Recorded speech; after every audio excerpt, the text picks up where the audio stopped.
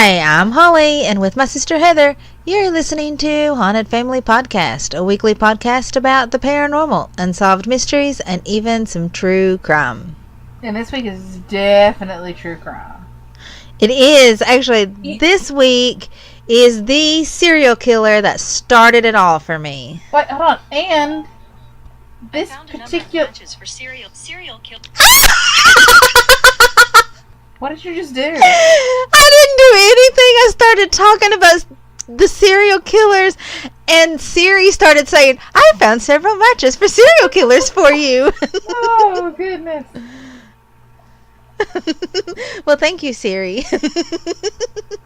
This serial killer actually sort of was a major contributor to one of the most prolific true crime writers actually starting to write true crime. Yes. And I'm sure a lot of our listeners right now are screaming out the name of the person that we're going to talk about.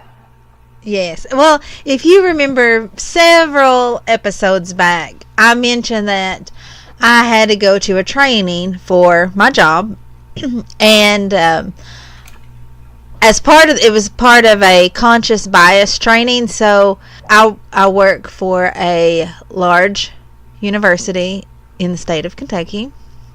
Not going to tell you which one, but all employees have to do this training. And so I don't actually work at the university. I work outside, like an hour away.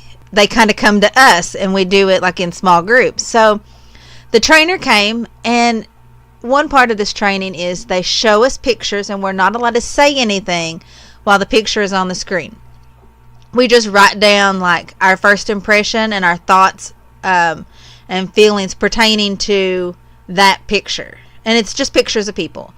And then when we're done, she goes back and she tells us who the person is and, you know, what was going on when that picture was taken.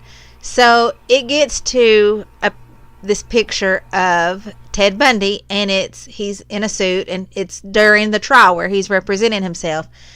And when I first see this picture, I literally jump up out of my seat, and I am going crazy, not making any sound because I'm not supposed to talk, but I desperately want to be able to talk about this. And so I don't even write anything down. When it comes time, the trainer was like, okay, since Holly is going insane, do you know who this person is? And actually she said, before Holly talks, what's everybody's thoughts on this person? And you know, everybody's like, oh, he seems like a nice guy. He's probably a lawyer. He's nice and upstanding. He looks very clean cut.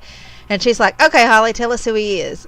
And I'm like, ah! And for like 20 minutes, I rattle off a, synopsis of what we're going to talk about tonight. Everybody in the room has two reactions. One, Holly is crazy and obsessed with serial killers. And two, dang, didn't see that coming.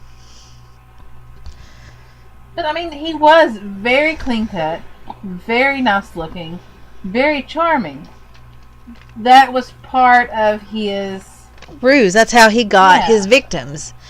And he really changed the perception that people had concerning serial killers and serial rapists. And he really made you step back and not think about the, grungy, dirty, socially awkward, loser of a guy next door, and really made you think, oh wow, so literally anybody can be a serial killer. Okay, so you mentioned serial rapists there, and I've got to bring up something that was in the news this week. We've mentioned on this episode several times that Kentucky had a massive rape kit backlog, and when they started finally going through it, they found that we had some serial rapists active in the state of Kentucky, right? Right. Well, Michigan decided they were going to top us. I mean, this was a classic hold my beer type scenario. Right. Michigan is one of our top 3 listener states, so woo, yeah. Go Michigan. Michigan had over 11,000 abandoned rape kits. And as they started... See, there's no sense in that. No. As they started going through them, they found that there was at least 800 serial rapists active in one county. Oh my God. Yeah. Do we know what county? I'm checking right now. Now, you know that my college roommate was from Michigan? I'm thinking that it was whatever county Detroit is in. Oh. I don't know what county of course, that is. You know, 86% of the victims of the untested rape kits in Detroit were women of color. It seems like minorities are already getting dumped on. So, heads up for our Michigan listeners. Be extra careful, because you all apparently have some serial rapists at work. I mean, I know that if you listen to us, you're already probably a little cautious about, you know, your personal space and awareness, but probably. But okay, Michigan listeners, make sure that you like double and triple lock your doors and sleep with a weapon beside you, please. I don't know what your gun laws are there, but like mace or a knife or anything works. I mean, I have mace and a gun beside me. Or a really frightening Shih Tzu. Yeah, my Shih Tzus would probably sleep through it or just look up and be like, hey, can you pet me before you leave? There's the tree jar over there. Yeah, but no, I mean, like, just me personally, I have mace and a gun beside me, and then I know that each girl has weapons beside them too. So, yeah, this is not a house for somebody to break into. Remember that time that I picked Emmy up and I was tickling her and she punched me in the face? Yes. Yeah, my very first black eye ever. And I've been in fights before, but my first black eye ever was from tickling my youngest niece. She's mean. You don't want to mess with her. Okay, so let's jump into Ted, who was actually not born Ted. I mean, he was born Ted, but not Ted Bundy. He was born Theodore Robert Cowell. Which is a very sophisticated sounding name for... I know, isn't it? Actually, before we get started on this whole Ted Bundy thing, I probably should save this for, like, when we talk about his execution. But, I mean, I said before that this is the serial killer that started my fascination with serial killers. But it's also a Mandela effect. Because I could have... Oh my God, Siri, shut up! Molly, you're gonna have to turn Siri off for this. God, I called Siri bad names this week, but that's beside the point. So, my Mandela effect. I could have sworn that all of this happened when I was in 6th grade because I could tell you what classroom I was in right after the execution. But apparently I was wrong and it happened when I was in 7th grade. But I do remember that there was this kid in my class whose last name was Bundy. Bundy is not a very common name in our area. I know. Well, he ended up leaving like shortly after that, but we gave him such a hard time about his dad being executed. Well, that's probably why he left the school, Holly. You're a bully. I didn't do it. I thought he was fine. Yeah, 7th grade Holly was swooning over him. But I don't remember his first name. But yeah, I guess we did kind of bully him a little. But he was really popular, so I don't think that he took offense to it. He just kind of laughed. Anyway, okay, so he was born Theodore Robert Cowell on November 24th, 1946 to Louise Cowell at the Elizabeth Lund Home for Unwed Mothers in Burlington, Vermont. Now, this was the 40s, so you don't have children out of wedlock in the 40s. So his grandparents, Samuel and Eleanor, raised him as their own, and so his mom/sister, well, his mom was a sister for all intents and purposes. Now, he loved his dad/papa. This is very Eastern Kentucky, like... I was just getting to say the same thing. But isn't there a famous actor who was also raised believing that his mom was really his sister? I don't know. Hold on.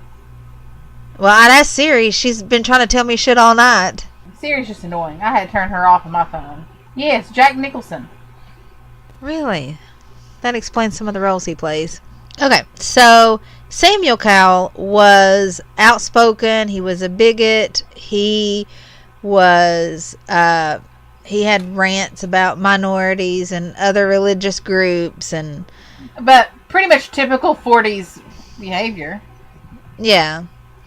The mother slash grandmother, the mother slash grandmother had some depression and that kind of thing, and was just a very timid woman who was submissive and fearful of her husband, which was also a 40s thing. And she had electroshock therapy a lot, which our grandmother did also. Yeah.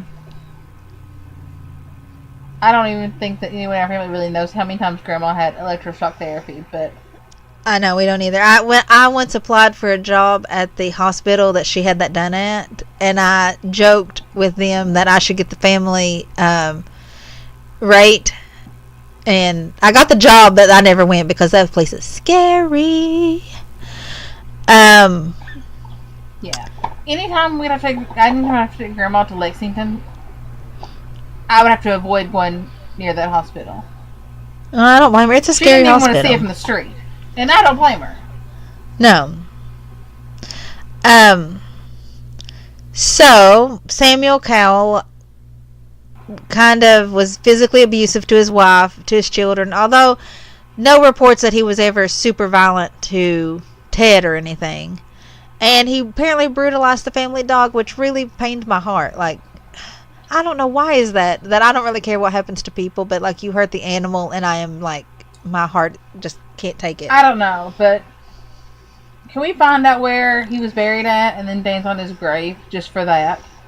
Yeah. Okay. Let's do that. I'm going to find out where he's buried. That might be our next road trip. Okay. So then Louise packed up Ted and moved to Tacoma, Washington. And she changed her name from Cowell to Nelson. And nobody really seems to know why she did that. If I was married to that jerk, I'd probably change my last name too. Oh, no. This is his mom slash sister. Okay, well, if I was related to that guy, I probably would change my last name also. Can you blame him? Well, no, not really. So she marries Johnny Culpepper Bundy, who she met at an adult singles night at the Methodist church that she was attending.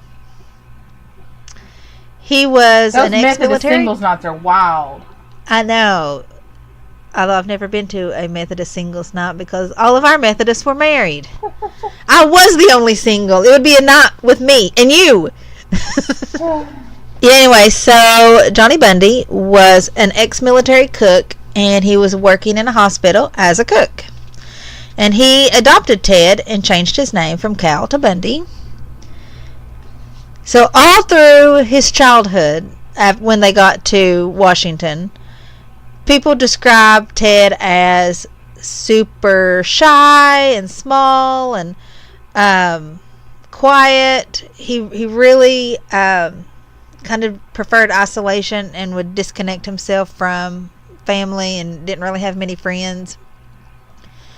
And Johnny and Louise had 4 more kids, so Ted, being not outspoken, not in any way a problem, he kind of just got lost and forgotten because the other kids were, squeaky wheel gets the grease.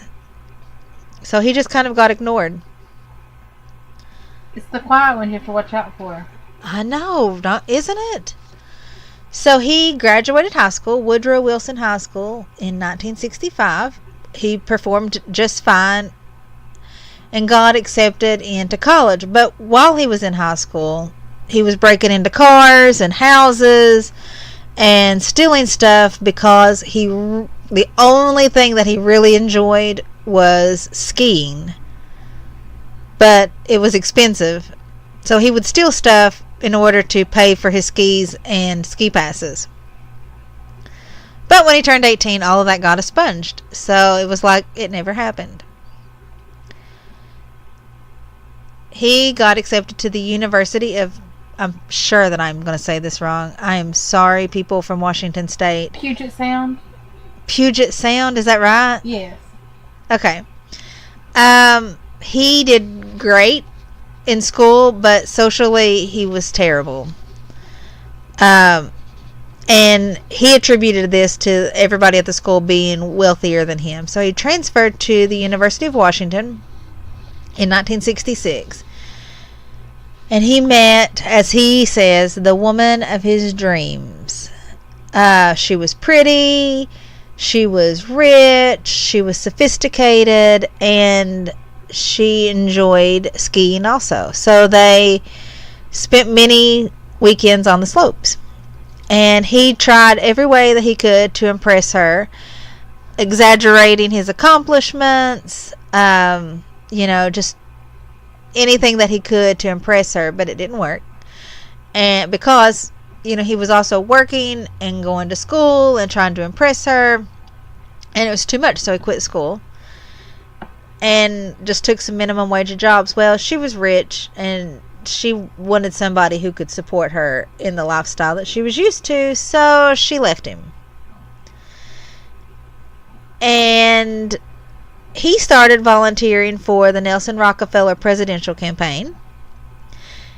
And then he started stealing again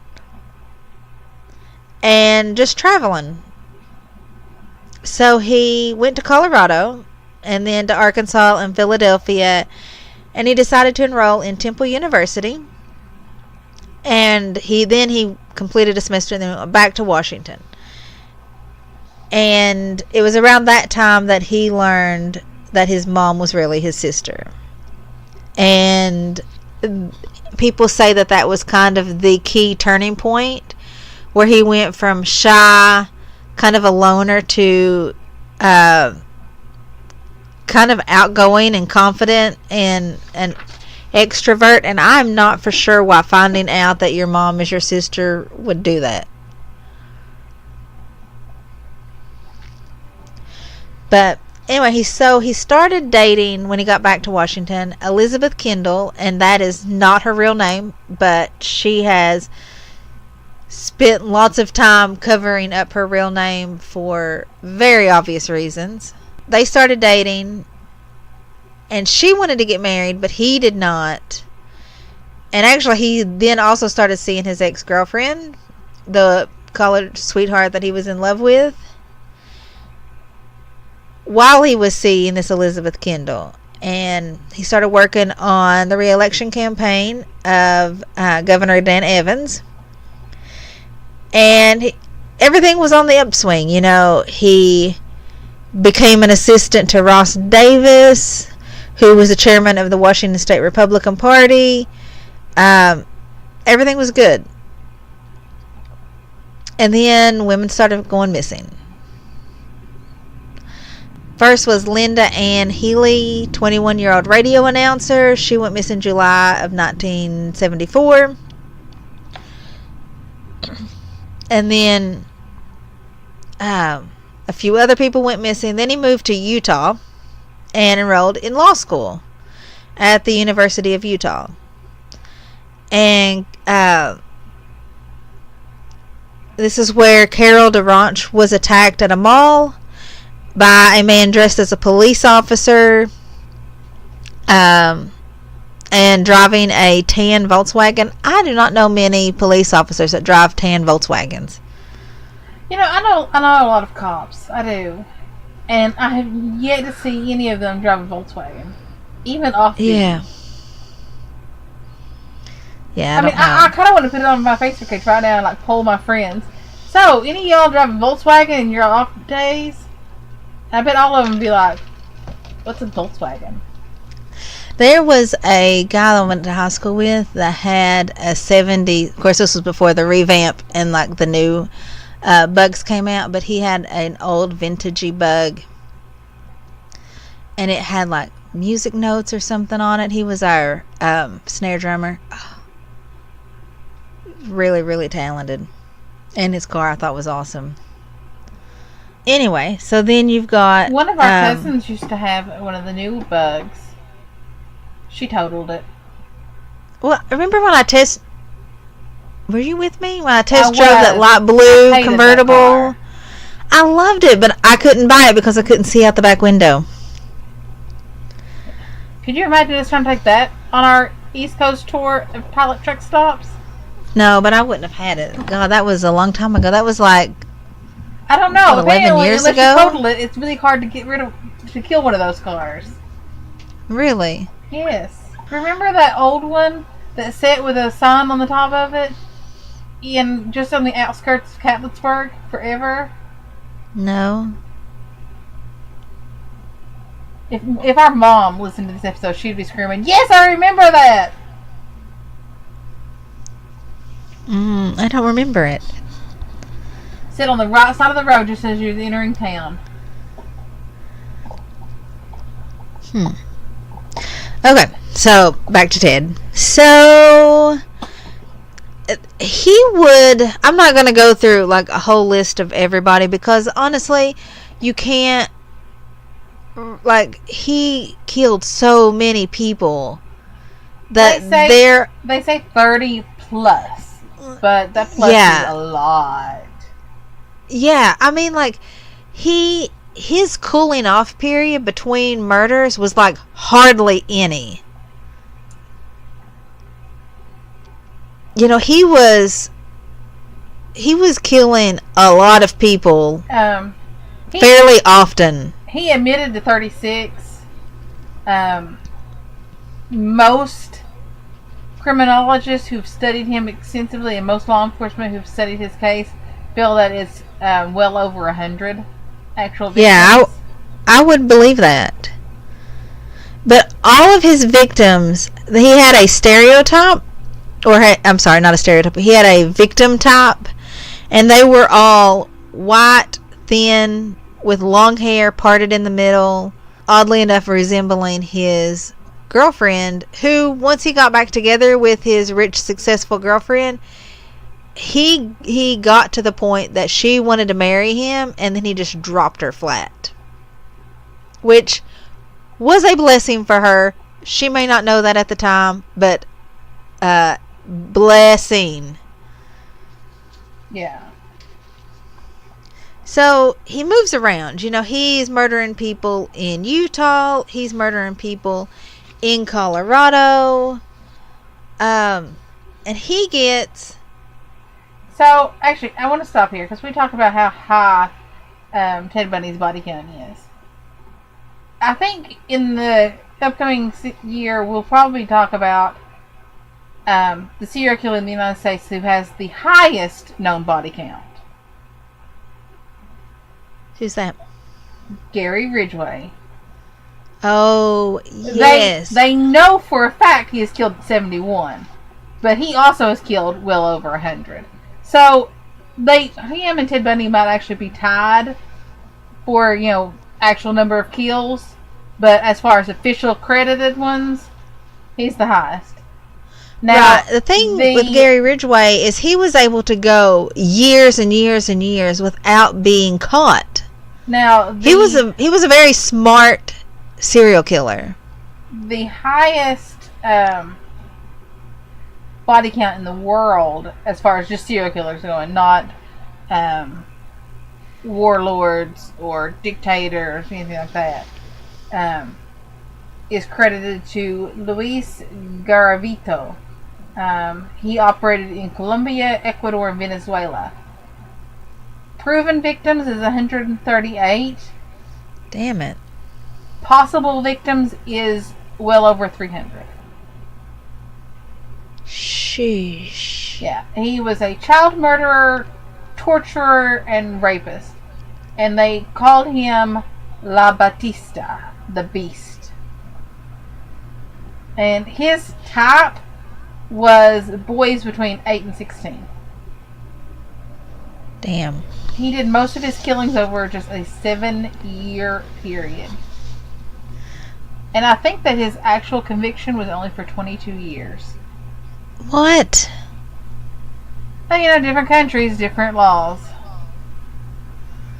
But Damn. yeah, so we talk about the serial killers in the United States, but there's some really horrific people in the rest of the world. I'm kind of glad that we have, I guess, better access to non-corrupt law enforcement. Yeah. I mean, we have our justice system is not the greatest in this country, but it's a lot better than some places. That's true. Okay, so let's get back to Teddy Boy. Okay, so before I get into his arrest, I want to add, I don't remember where I read this, but I couldn't find it when I was researching, but I want to say that it might have been a book that I had read at some point, but I can't give credit to it because I don't remember. But it's Ted Bundy at one time was talking about this time that he almost got caught, because I'm getting ready to talk about his first arrest. Oh, but I remember this story. He hadn't gotten caught yet, and what he would do is, because he liked to spend time with the bodies, is that he would kill them, like bludgeoning them or choking them or something like that. He didn't stab or shoot or anything like that. Hitting them over the head and then choking them was really his main method of killing them, because it was less mess. But he was taking a body of a girl that he had just killed into the woods, and I want to say that this was in Utah. And there was a couple hiking, and it had just gotten dark, and they were hiking in the woods, and the man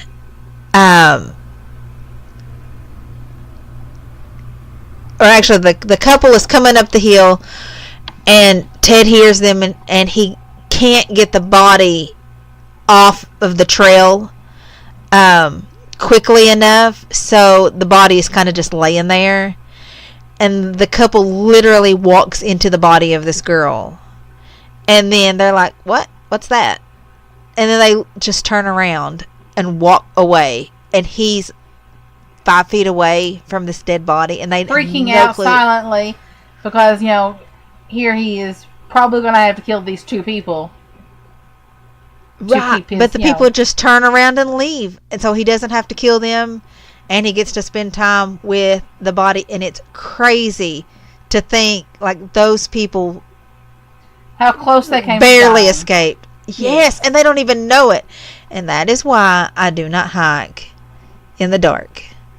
Well, I don't go into the woods in the dark. I don't go anywhere in the dark. I do hike sometimes, never at night.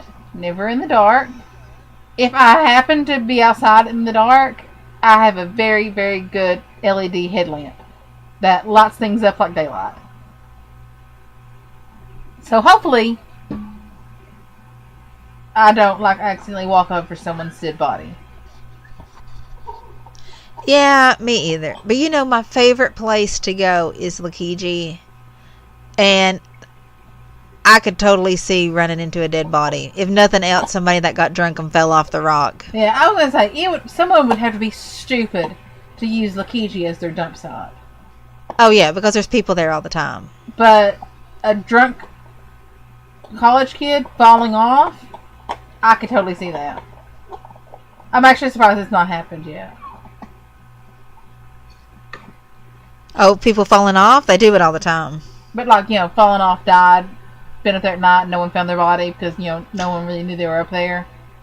Oh, no, I don't think that's happened. But people have fallen off, gotten drunk, fallen off, and then their friends freaked out, and you have to come down off the rock and then back out to the road to get any kind of signal to call 911. I know that people have gone up there in the middle of the night trying to find people who have fallen off that damn rock because they're stupid and they climb it drunk.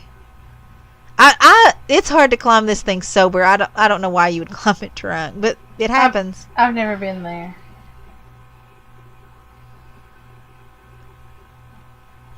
I know I've got to take you. It's beautiful. Well, let's not go for Christmas, even though last year we did go to caves for Christmas. Yeah. You take the fun out of everything. No, it's cold. I don't like being cold. We were in a freaking cave and it was like 20 degrees last year. Can we go back and do that? No.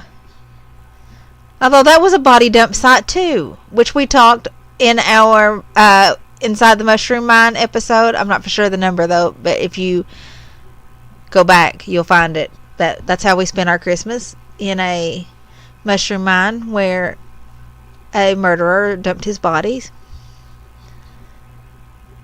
Okay, back to Ted. So, Ted gets caught.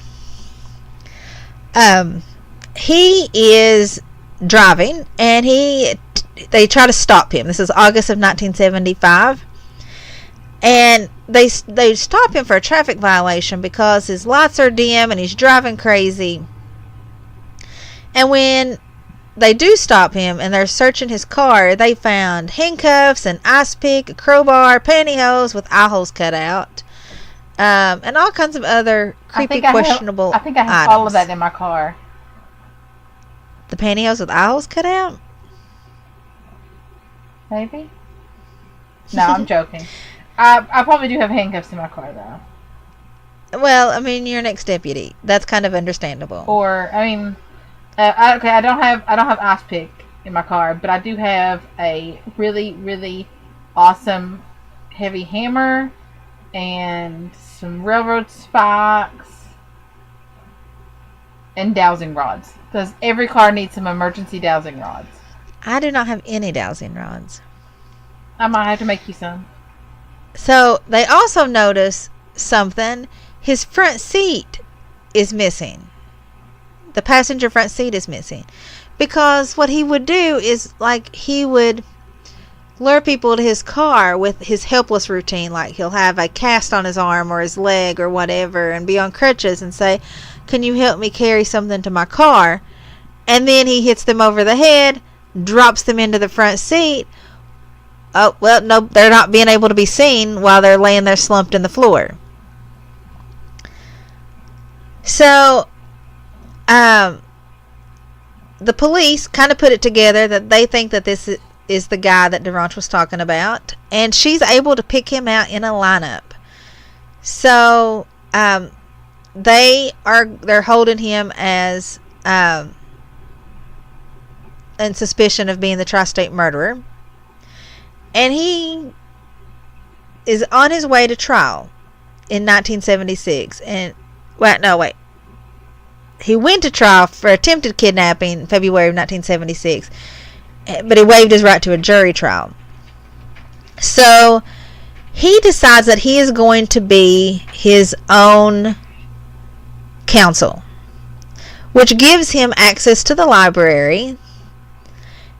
And he has freedom that other inmates don't have. And keep in mind, this is a very charismatic guy. So, he's just kind of walking around and sets his room up so that it looks like he's still asleep. He goes to the library, jumps out the window. I have super in-depth notes about what happens next. So, it was December 30th, 1977. And when he escapes this time, he crawls into a spot above the jailer's linen closet and then drops down in the jailer's apartment and just walks out the door. But it's the middle of the night, it's cold, it's snowy. He steals a broken down MG, which those cars are super cute. I used to want one so bad. It stalls out in the mountains. He's stuck on the side of the road in the middle of the night in a blizzard. Because it's an MG. Because it's an MG. They're cute, not very reliable. A driver gives him a ride to Vail. From there, he catches a bus to Denver, boards a TWA at 8:55, flight to Chicago. He gets to Glenwood Springs All right, hold on. At Glenwood Springs Jail, they don't notice that he's gone for 17 hours. It's noon on New Year's Eve before they realize that he's gone.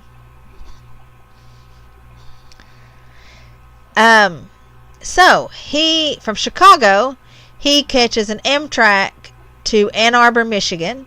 He gets a room at the YMCA, and on January the 2nd, he goes to an Ann Arbor bar, watches the University of Washington, his alma mater, play Michigan in the Rose Bowl, which, by the way, Washington wins. He steals another car in Ann Arbor, abandons it in Atlanta, and then gets on a bus for Tallahassee. He arrives there on January the 8th, 1978. He rents a room at a boarding house under the name of Chris Hagen, and he just kind of hangs out there. He uses a stolen student ID that belonged to a Kenneth Meisner. He sends away for Meisner's social security card, birth certificates. He grows out a mustache. Other than that, he doesn't really do anything to disguise himself. He's doing some petty crimes like stealing. I mean, he doesn't really look like a criminal. No, he doesn't. He does not fit that, that skanky, killer-ish look that, that we come to associate with people that we should be avoiding. So it is 1 week after he arrives in Tallahassee, it's January the 15th, Super Bowl Sunday, and he has not been able to kill anybody for 2.5 years because he's been jailed. And it kind of all explodes. When you're somebody like Bundy who is used to killing frequently, the not being able to kill for a while was just too much. So he breaks into the Florida State University Chi Omega house at about 3 a.m. Now, and I think that this right here is the instance that makes him the most frightening. Yes, this is also his downward spiral. Up until this point, he was very careful, but he was not, because there was at Lake Samish. I'm probably saying that wrong too. He was cocky then and took a few women and gave the name Ted. So he got lucky before. Right. But the only way to describe this was complete frenzy. He had no control left. No. At this point, was the killer side of him was the only part left of him at this point. He was in such a state. Right. There was no human or humane or conscious reasoning. He is just on autopilot and therefore not taking any precautions to not get caught. So he breaks into this house and he kills 2 women who are asleep, Lisa Levy and Margaret Bowman. He bludgeons and strangles Levy and Bowman. He sexually assaults Levy. And then he bludgeons 2 other Chi Omegas, Karen Chandler and Kathy Kleiner. All of this takes place in no more than a half an hour. There are other women in this house who are asleep, one of which in the room with one of the girls that are attacked, and they somehow escape unscathed. At one point, a member of this house, a member of the sorority, gets up and goes to the bathroom and kind of hears some rustling, but doesn't think too much of it and goes back to bed. But we really have to, and I cannot for the life of me remember her name, but there is, he also bites one of them on the ass and on the nipple, leaving teeth mark. Yeah, so there's actual, like, pictures of his teeth had to be entered into evidence to show the comparison between the bite mark on her butt and his teeth. Yeah. Okay, so here's the name. Nita Neary had been out, and she was just getting home at 3 a.m. and she notices, first off, lots of weird stuff.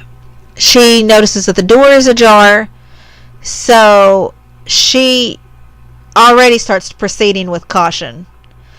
And she starts to turn off some lights and notice that somebody is coming down the hall, so she steps into the shadows and watches him walk right past her with a bloody log.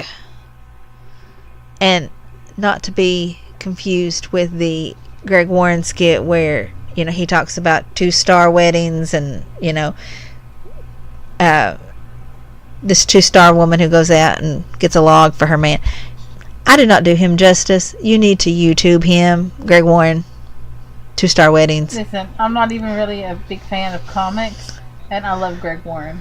I know, I just saw him like last week before last, something like that. He is hysterical. I just love him. Anyway. I think I like him because he's a redneck. Yeah, I mean, from St. Louis. That is the caliber of people that his comedy, you know, is geared towards. Not like the blue collar comedy tour and all that, who they really kind of aren't really rednecks, but they try to pretend they are. Yeah. So Greg Warren is a man of the people. And his he people is. are lowbrow. He played clarinet and he wrestled. So I mean, you've got it all right there. You've got an athlete and a band geek. Flute Man Greg. Okay. He's so funny. Okay, so anyway, Nita hides in the doorway and he walks right past her, and he is so focused on, he probably still has a lot of adrenaline running through him from, you know, what he just did to these poor girls. Yeah, and I mean, he walks, and she is the luckiest person in the world at that moment. Oh yes, she is. So she notices that he's wearing a blue cap and of course carrying the log, and he leaves, and she runs up the stairs, and that's where she finds absolute carnage. 2 dead, 2 severely injured, and thankfully the injured are able to get help immediately because of her fast thinking. Also that night, another woman was attacked, and a police found a mask on the floor that was identical to one that was later found in Bundy's car. On February the 9th, 1978, he kills again. This time, it's a 12-year-old, Kimberly Leach, who he kidnapped and then mutilated. Within a week, he was arrested. This time for driving a stolen vehicle. They were able to link the physical evidence from the 3 murders and a mold of his teeth. So he still thinks that he can beat the guilty verdict because, well, he's full of himself. And he tries to plea bargain. Well, they were trying to get him to plea bargain, and he wouldn't take it. He went to trial in Florida on June 25th, 1979 for the murders of the sorority girls. And it was televised. So it was the OJ of its time. He was found guilty on all charges and given 2 death sentences and that meant the electric chair.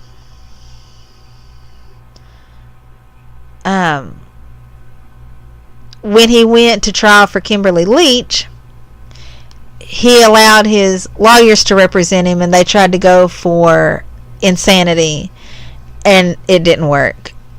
I mean, I don't think that he was insane in the definition that he didn't know what he was doing. I think he knew exactly what he was doing, and he didn't care. Yeah, I think it's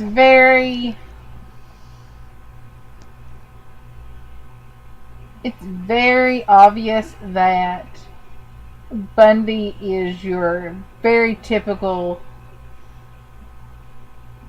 sociopath. He didn't care about anybody. He cared about himself and his needs. He liked to say that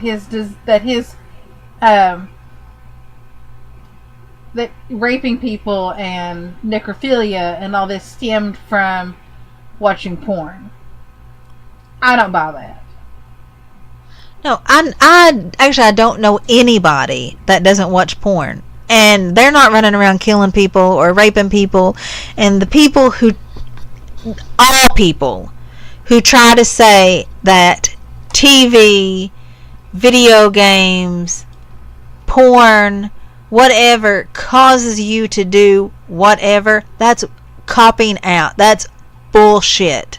Nobody makes you do anything. You choose to do it.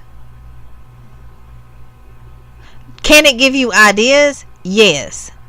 But is ultimately, watching you porn... are the one who makes that decision. Exactly. Watching porn is not going to make you rape anybody.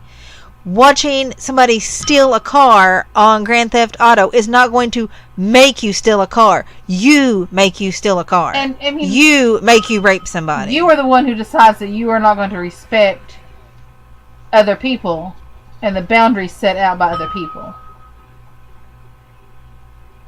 I mean, and that's really what it comes down to.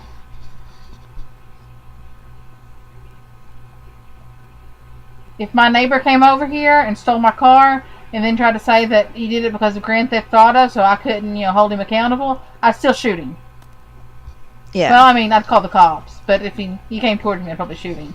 So I don't trust my neighbors. Yeah, I trust no one. My neighbors are ghetto. So this trial became... Apparently, the neighbors across from me, the kind of rednecky neighbors, heard coyotes outside my house last night. They were really concerned about my ducks. Aww. So I don't have horribly neighbors all around me, but I do have some neighbors who I wouldn't trust. As our grandfather was fond of saying, I wouldn't trust them in a shit house with a muzzle. I never really quite understood that phrase, but Papa said it all the time. I know, I don't understand that either. The trial was weird. Yeah. The trial became a spectacle, as you can imagine, and during sentencing, he calls Carol Boone as a character witness, marries her,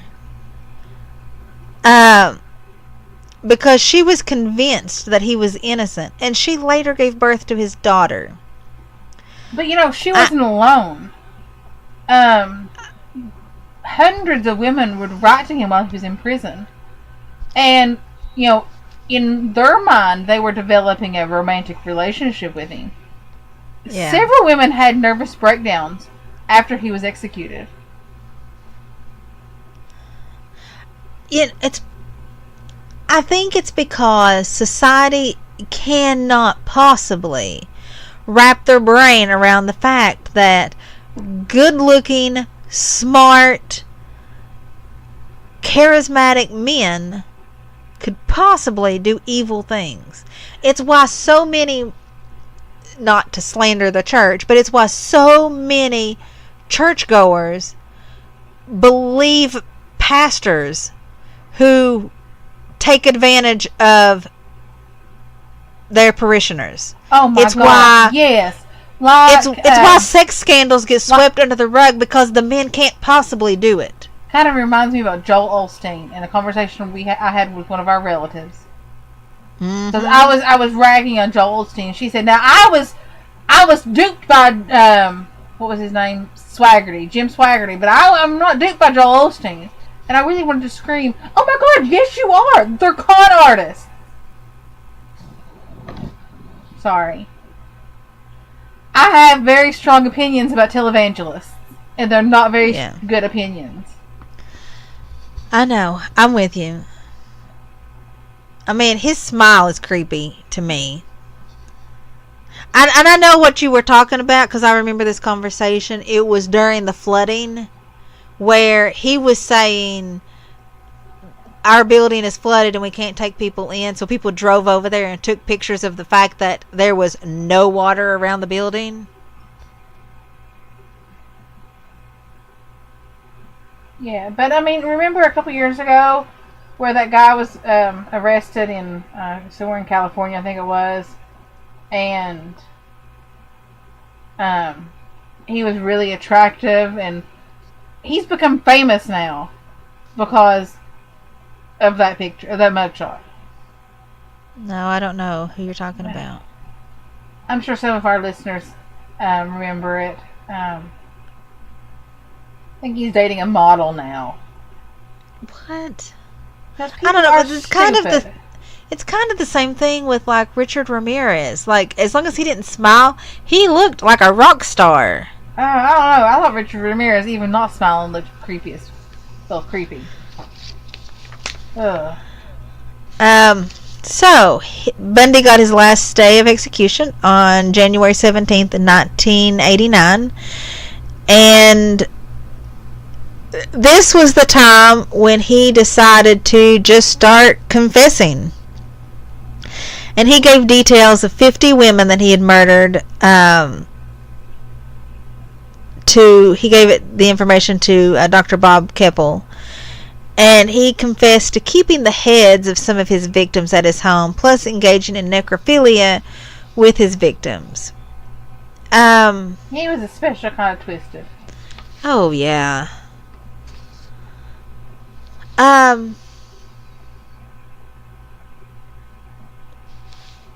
So during the end, it started in 1971.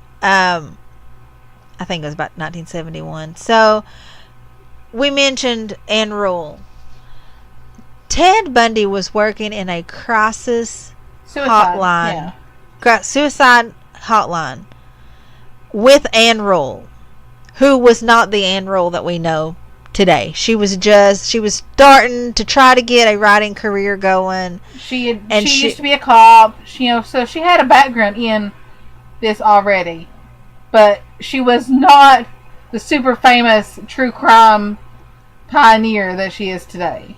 Oh, no. She was just a person who worked locked up in an old Victorian house, which is where the crisis hotline place was, with Ted Bundy. And they worked many nights together because that's just the way their schedules fell. And he told her all about his childhood and his mom being his sister and all of this information, and they got to be friends. And towards the end, he told her that there are some people who think I have something to do with these crimes, and it'll all work out. And if not, you'll be reading about me. Well, she takes this opportunity. Oh, yeah. Her first big book, The Stranger Beside Me, launches her career like a torpedo. But she uses all of this inside knowledge that she has from working beside him to write her book. And she keeps saying like that while she's researching that she's trying to give him the benefit of the doubt that he may not have done it, but yeah, it's pretty obvious. I mean, I would think that her being an ex-cop that she wouldn't be that naive that she would realize, yeah, He's probably a bad dude.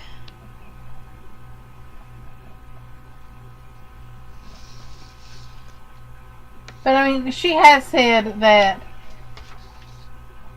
when she listens to recordings that have been made by other investigators and psychologists talking to Ted Bundy, that it's just another manipulation from Bundy. So I think she does have a very clear outlook of who he was. Probably more clear than other people. Honestly, I agree with her that it's because he is smart. He really is smart. And I think with her, she didn't fit his victimology, so he wasn't going to attack her. And she never gave him a reason to. And she never gave him a reason. Right. And I feel like he was probably the most honest with her. But Ted Bundy did say something during one of his interrogations, and I think that honestly, this kind of sums up what we talk about on our podcast. He said, "We serial killers are your sons. We are your husbands. We are everywhere. And there will be more of your children dead tomorrow." That's true. I mean, and that's kind of what we stress here, is that the people that you should be afraid of are right around you. Mm-hmm. And as we say it all the time, I am more scared of the living than I am of any paranormal experience I have had. Yeah, that's true. And I mean, I've had some movie quality paranormal experiences, and none of them are as frightening as what human beings can do to each other. So there were 42 witnesses to his execution. And his last words was to Jim Coleman, his lawyer, and Fred Lawrence, the Methodist minister that prayed with him all night. And he just asked them to give his love to his family and friends. But I kind of wonder if he even had the capacity to really love anybody.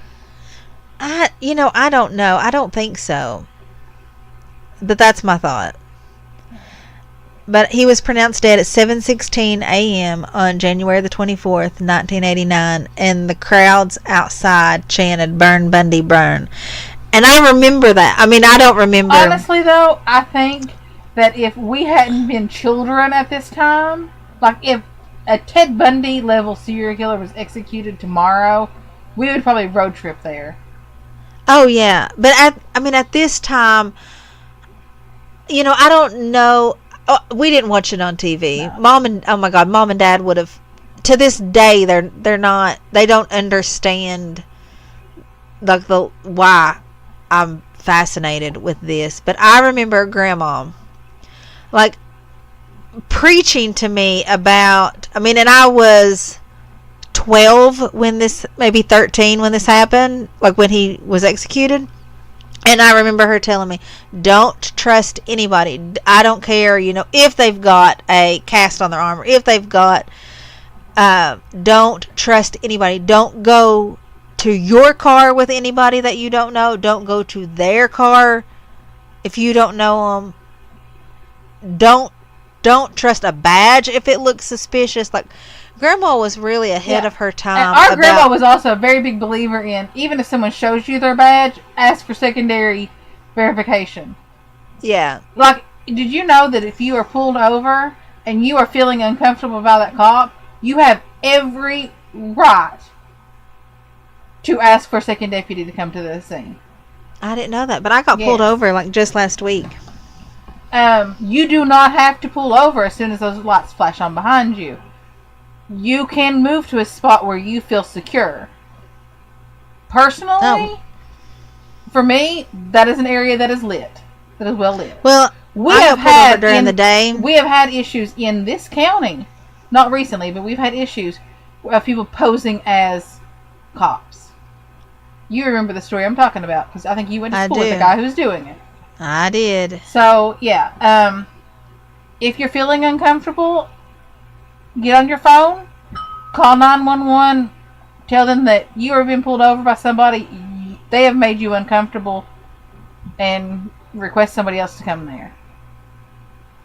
Yeah. Well, I when I got pulled over, I think they might have been a Star Wars fan because the first thing he said to me when he came up to my window, well, actually, the first thing I said to him was, "Oh crap! I'm sorry. I know I was speeding, and I apologize. I was not even looking at my odometer. I was just driving. I just fully admitted it. I was like, I know I was."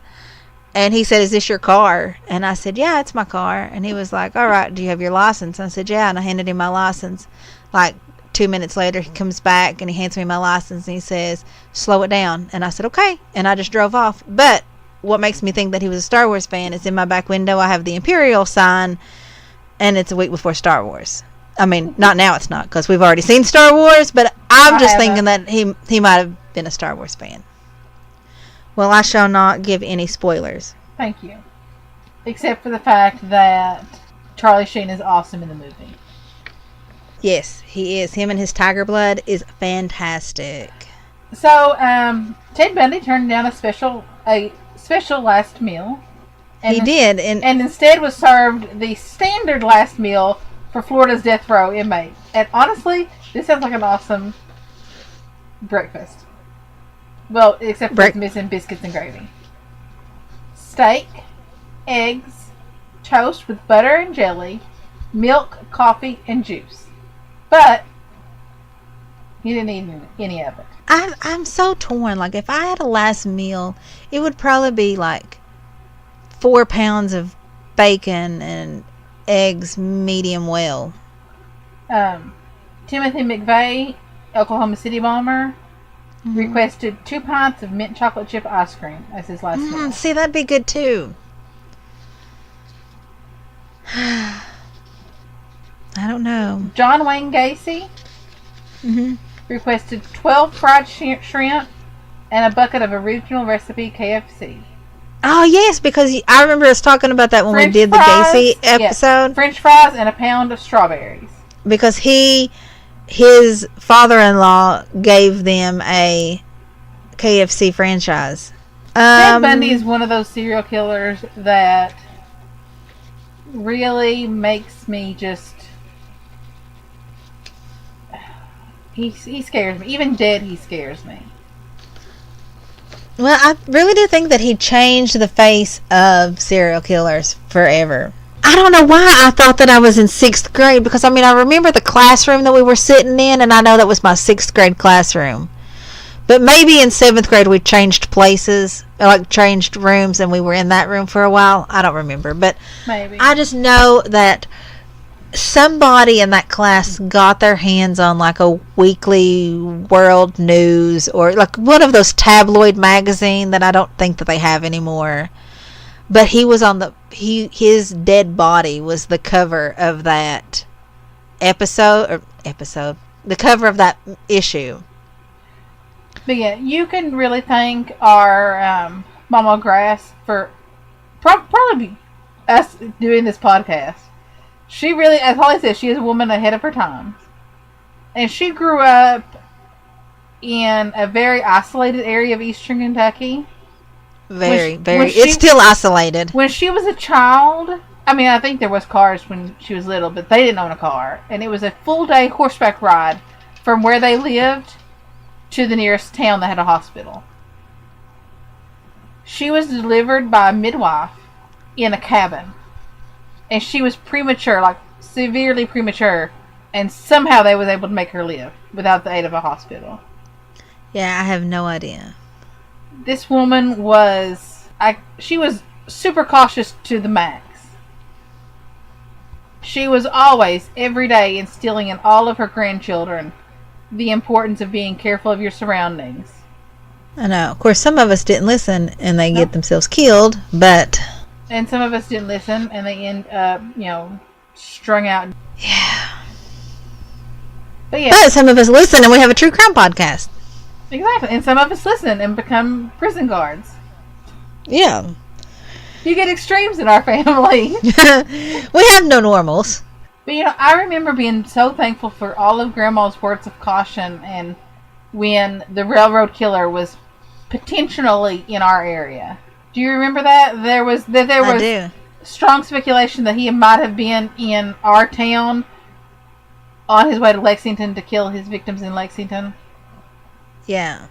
Which, was a victim, and then because Holly survived. Yes. For those who might not know who we're talking about, the railroad killer was Angel Resendez. He was a serial murderer and sexual assaultist from Mexico. And he used the train system to travel the country killing people. And yeah, he needs to be on our list for this year. In the summer of 1997, he murdered one person in Lexington.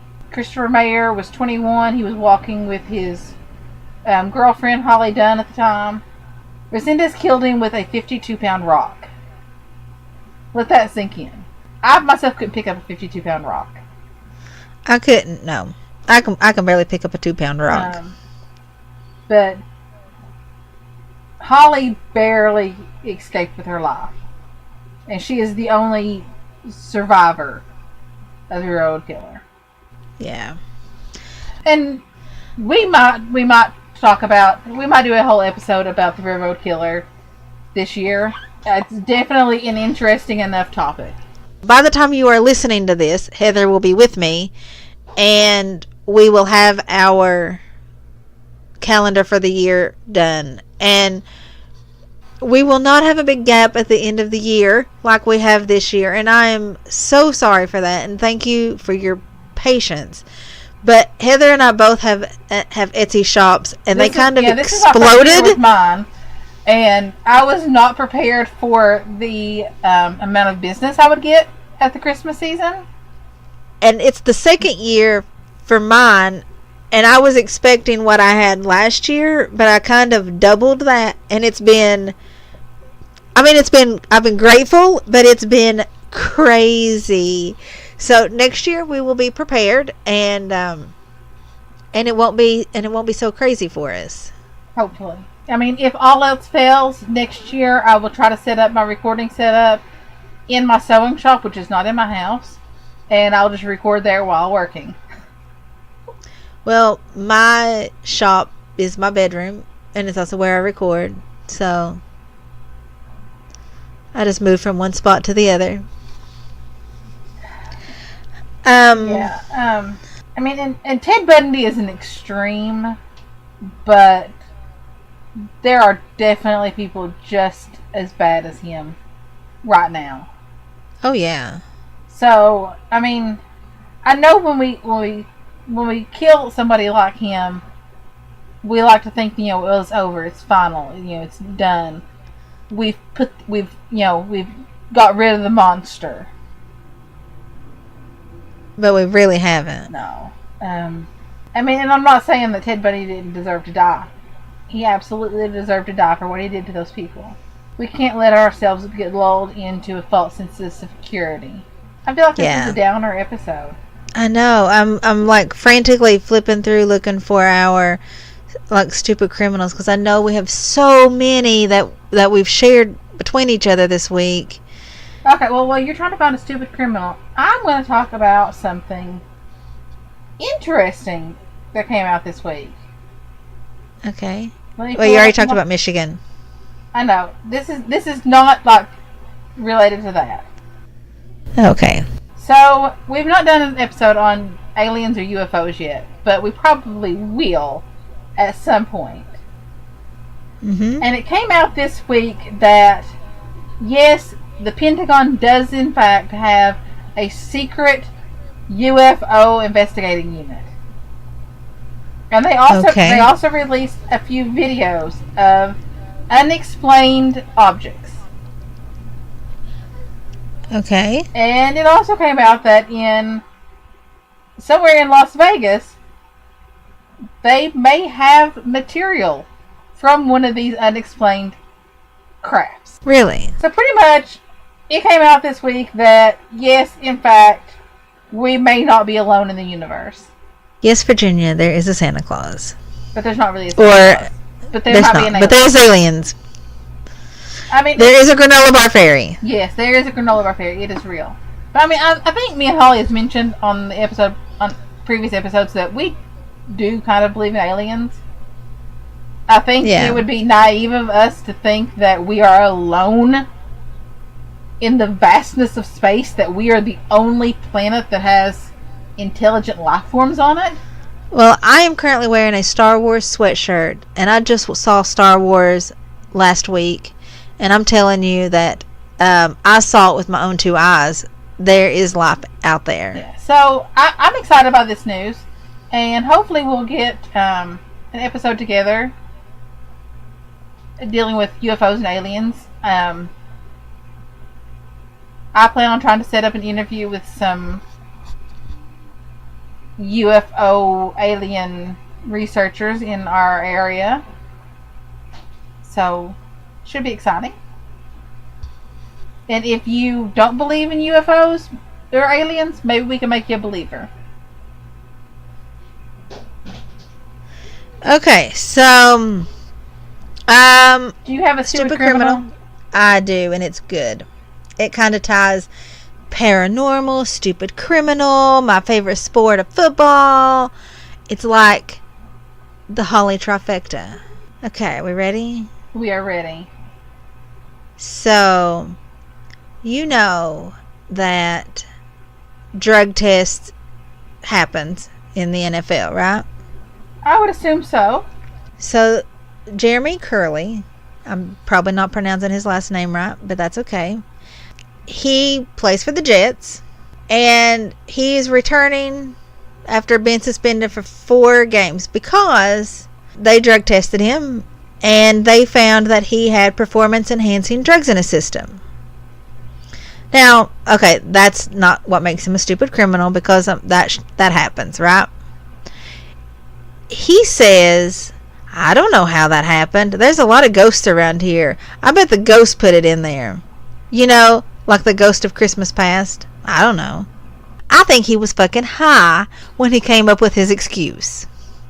So he blamed a ghost on I know I have ghosts in my house, but they have never slipped me drugs. That kind of reminds me of my old neighbors who kept saying their house was haunted, but it turns out they were just on meth. Yeah, I'm pretty sure that I don't know about meth, but Jeremy is on something. I don't know what, but it's probably something a little stronger than performance enhancing if his excuse is the ghost made me do it. Well, I don't know. I mean, Michael Phelps was on performance enhancing pot. You know, that's not really a performance enhancing drug, Heather. When you have to eat that much food in a day to get your carbs up so that you can train that hard, yeah, it's kind of performance enhancing. I don't know. Like, listen, Emmy is a swimmer, and not once, knock on wood, has she came to me and said, Mom, I need some pot because it's going to help me swim better. Wait till she says, Mom, I need to eat 40,000 calories today. Can you get me some weed? I will say no, but I will get you 40,000 calories of food. As usual, you can find us on Facebook, Haunted Family Podcast, on Instagram, Haunted Family Podcast, hauntedfamilypodcast@gmail.com, and we would love to hear episodes that you would like for us to do, and we definitely want to hear any stupid criminal that you may have.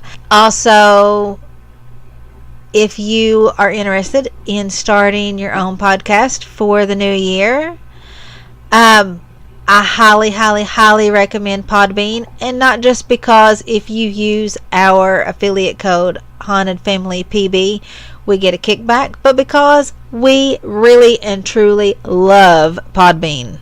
I don't even know what else we could possibly say that we haven't already said. Great analytics. Super easy to upload, super easy to also attach it to a YouTube channel that you may have. I mean, it's just perfect. Integrates great with your website. I don't know. It is the best hosting site that we have found, and we have tried others, and they were not good. They did not deliver what they promised. But Podbean delivers exactly what they promise. And we like that. And we like that. Yeah, I mean, before we switched over to Podbean right after the Kurt Cobain episode, because with our other host site we had to have Kurt Cobain 1, Kurt Cobain 2, Kurt Cobain 3, and that's irritating to us. And we assume that it's irritating to you too. You don't want to have to wait for us to finish our episode. We don't want to wait for you to hear our episode. We want you to get all of it right then. So with Podbean, we don't have to do that. We can just upload it all. It would take a very special episode for us ever to split it up into multiple episodes. We just don't like that. No. And I don't even particularly like listening to other podcasts that have multi-part episodes. Right. Unless it's like, they're doing it and then, they find more information a week later or a month later and they make another episode. Yeah, I can understand that. But I just like to, if I'm driving, and I drive a lot for work, I just want to put it on and just listen to it in its entirety while I'm on the road. And Podbean lets us do that. Anyway, thanks for listening, and Merry Christmas. And next week is another stupid criminal. It's another stupid criminal because it's true crime. It's also, Heather and I last week I had researched the topic that we're going to do next week, and then we decided to postpone a little bit because we were so busy and I had 2 episodes that already needed to be edited. So we talked about doing Ted Bundy for this week, only Heather forgets that and researches the topic for last week, and then last minute we decided to stick with Ted Bundy. So next week, also true crime. During this episode, because literally I had no notes. I had 25 pages worth of notes because good old Ted is my favorite serial killer. Oh. He doesn't scare me near as bad as BTK. Yes, BTK terrifies me. To this day, he's dead, and I'm still terrified of him. Yeah. Like, the girls are talking about getting a security system, and Dennis Rader is one of the reasons why they don't like that idea. Mm-hmm. Well, I know. I am all for getting cameras and having them come to my phone, and I am all for getting alarms. I'm just not all for a company putting them together. Because I don't know if there's not the next Dennis Rader that's, out there wanting to set up my security alarm so that he could sneak in later and, bind, torture, and kill us. No, thank you. That's not happening. I mean, seriously, he is the reason why my dogs do not go outside to pee at night. And I have a fenced-in, locked gate around my backyard. And I still won't let them outside. Yeah. And he was another one that, by all outward appearances, looked nice and normal. Deacon in the church, volunteered with Boy Scouts. Murdered 10 women. The usual. I felt bad for his children.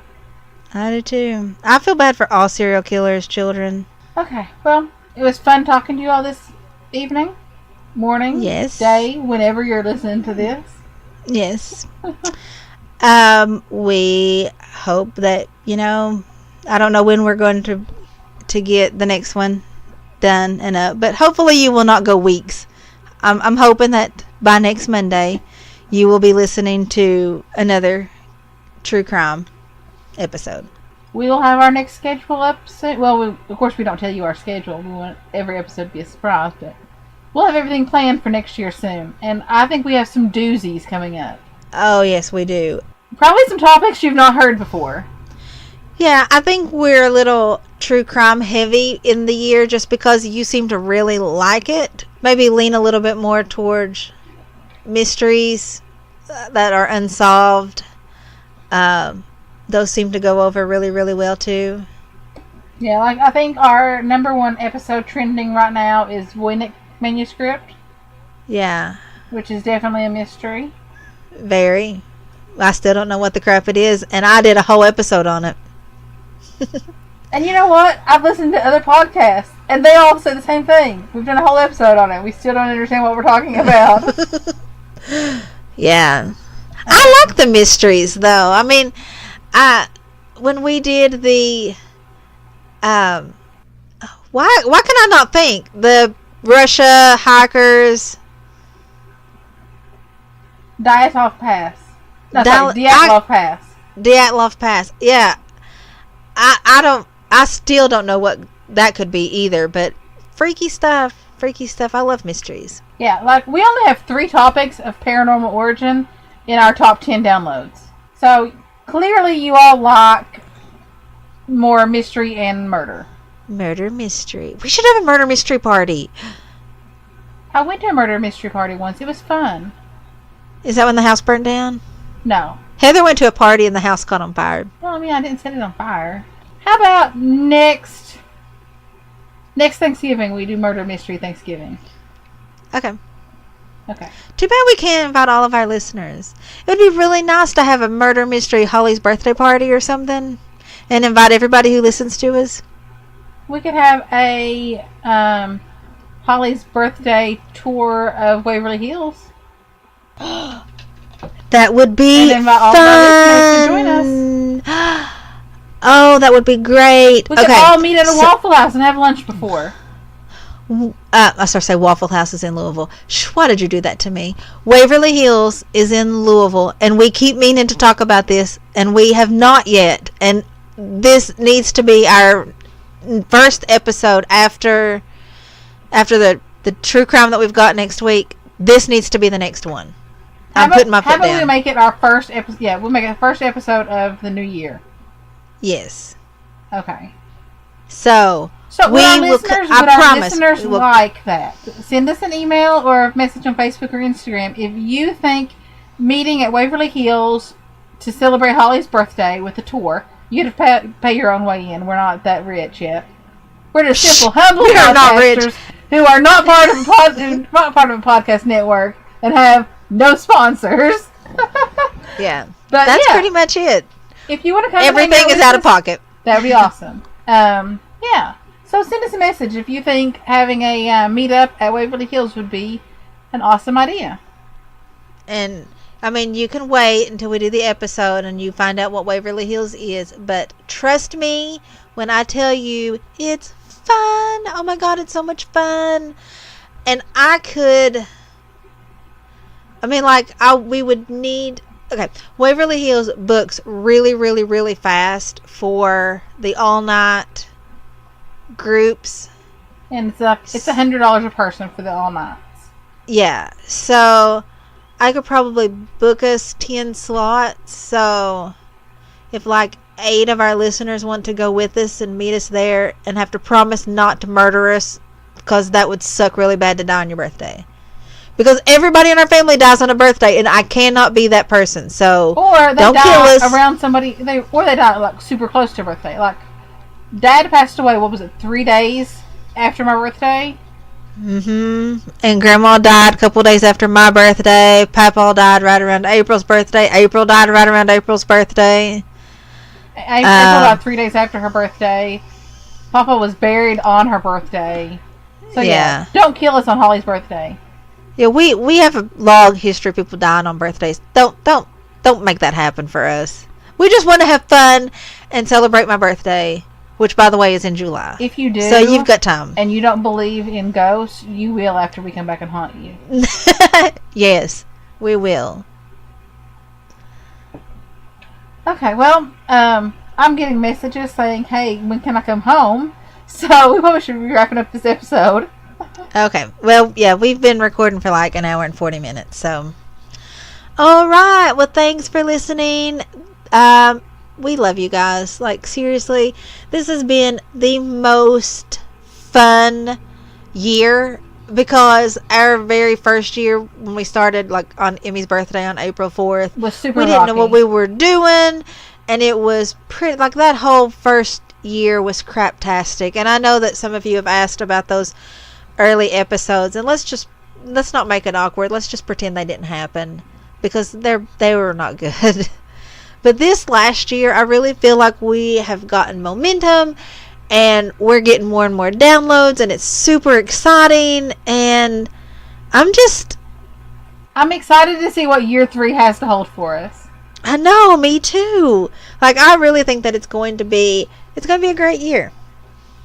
It's going to be this may be the year that we get a sponsor. It might be. What? Me and Holly have kicked around the idea of going to maybe 1 or 2 conventions this year, since all of our time won't be tied up with Abby being a marching band.